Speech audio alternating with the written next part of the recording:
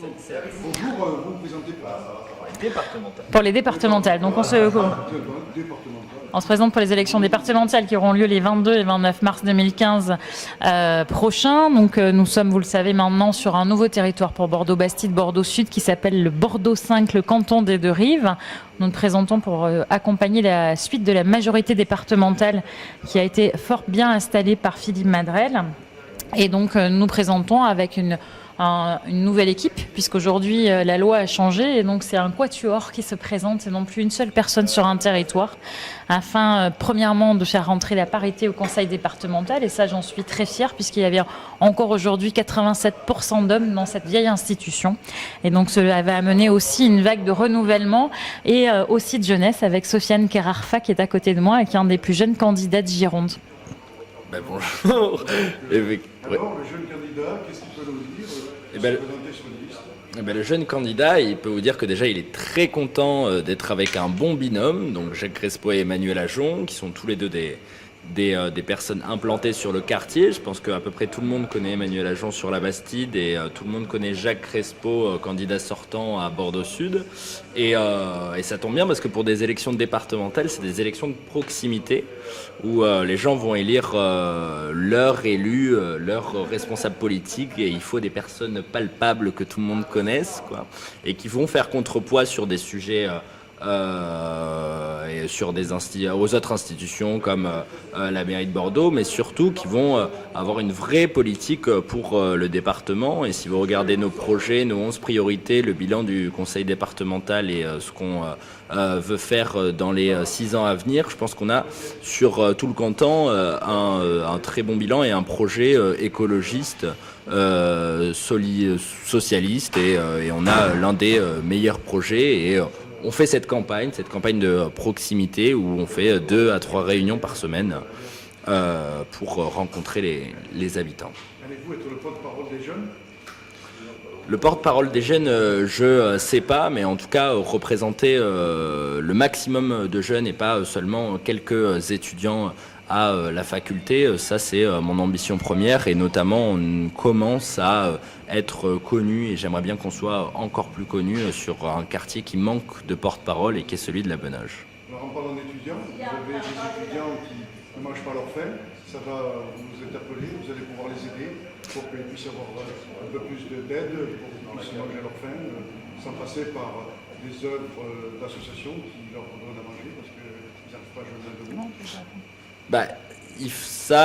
Oui, effectivement, mais je pense pas que ça concerne que les jeunes, ceux qui mangent pas à leur faim. On a aussi un canton qui fait partie des cantons bordelais les plus précaires pour les problématiques des étudiants. Ça, je suis pas le porte-parole d'une association étudiante, et puis c'est des problématiques très globales, donc ça il faudra demander aux associations étudiantes, mais j'ai fait partie d'une association étudiante qui s'appelle l'UNEF. J'ai toujours ma carte d'ailleurs à l'UNEF, donc je combats ça, ou en tout cas j'appuie les personnes qui militent pour ça, mais effectivement c'est très important de lutter contre la précarité, et je pense qu'on a un canton, l'un des cantons les plus précaires sur Bordeaux, quoi.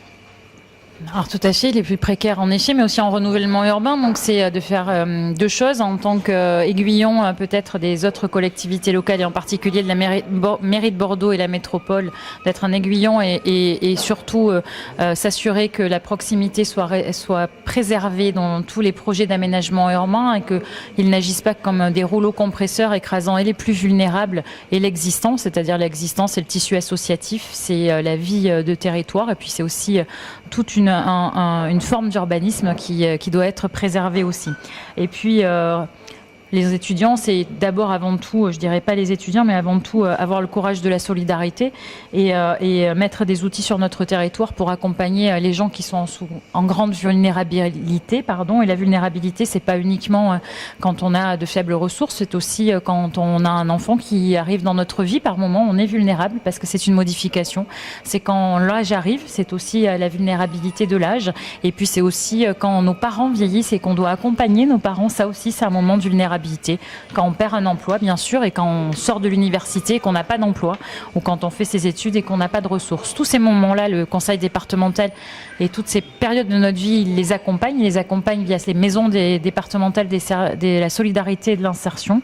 Il y en aura une toute nouvelle qui sera construite sur l'avenue Thiers, plus ouverte sur l'ensemble du quartier, mais aussi plus ouverte sur tout le milieu associatif et plus ouverte à tous les gens du quartier, et non pas uniquement au moment où l'on va très mal, prendre l'habitude de se croiser dans cette maison des solidarités, parce que la solidarité, c'est aussi la proximité et puis l'échange entre citoyens, quand on va mal comme quand on va bien.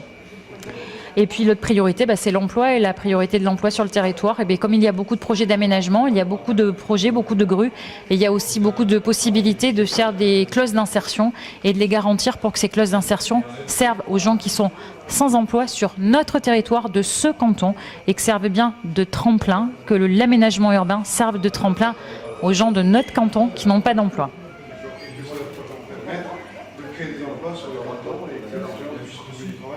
Tout à fait. Et pour accompagner ça, nous avons la volonté de créer un pôle d'insertion et de l'emploi au centre de la Benoge pour accompagner les jeunes populations qui sont très loin de l'emploi, qui s'en sentent exclus, qui sont exclus aussi de la ville et de son aménagement, et pour qu'ils se sentent moteurs et acteurs de la ville. Il ne faut pas que la gauche enlève des emplois qu'il y en a. Et de la gauche, ça enlève des emplois. Il y a des emplois dans la lettre, ils les ont enlevés. On va pas rediscuter sur ce sujet. On va pas toujours parler des choses qui sont passées, parce que nous, on a l'impression de payer des factures qui sont pas les mêmes. Donc aujourd'hui, nous, on amène des nouveaux projets. On arrive avec vraiment l'emploi comme un combat prioritaire, en faisant vraiment que, et ça, c'est un levier énorme, c'est que le Conseil général sur les emplois d'insertion et clauses d'insertion a vraiment un levier. Et celui-ci, par contre, ça, nous y engageons. Nous ferons tout pour qu'il apporte de l'emploi aux gens, qu'ils soient jeunes ou moins jeunes d'ailleurs, mais loin de l'emploi, sur le canton. Dernière question, si vous permettez. Vous êtes un élu de la mairie.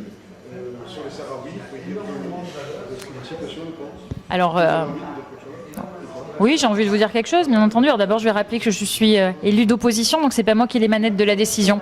Comme je n'ai pas pu les avoir sur les Roms, par exemple, et prendre des décisions. Et ça me rappelle un peu cet épisode-là où je sens que cela va durer en longueur, pourrir jusqu'à ce que ce soit en effet les citoyens qui se révoltent. Les Sahraouis, oui, et bien aujourd'hui... je suis scandalisée que la mairie de Bordeaux renvoie en disant c'est à l'État de prendre des décisions. Non, ce sont des gens vulnérables, isolés, et donc ils dépendent en effet de la politique sociale de la ville de Bordeaux. Et je suis étonnée d'une réponse qui soit si négative, et qu'en effet, ce dont vous m'avez parlé, qu'on leur mette même pas des toilettes pour qu'au moins ils aient la dignité qui leur soit garantie, ça me choque. Je me suis beaucoup avancée sur le sujet des Roms. Cela m'a coûté cher aussi politiquement, parce qu'il y a des gens qui ont trouvé ça très critiquable. Et je l'ai fait à côté de la mairie de Bordeaux pour qu'à le dernier moment, on dise que c'était pas à eux de le faire et à d'autres collectivités. Donc je vous dirais que j'irai travailler sur ce sujet hautement politique auprès des associations et non pas avec la ville de Bordeaux.